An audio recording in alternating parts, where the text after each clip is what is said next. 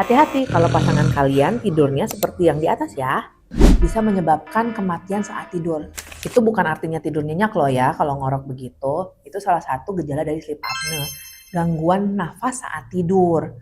Saluran nafasnya itu tersumbat sebagian atau seluruhnya yang mengakibatkan berhenti nafas beberapa detik setiap malam saat tidur. Dan itu bisa menyebabkan kematian saat tidur. So hati-hati, jangan sepelekan ngorok pada saat tidur. Periksakan ke dokter yang terdekat untuk diperiksakan apakah saluran nafasnya aman atau tidak.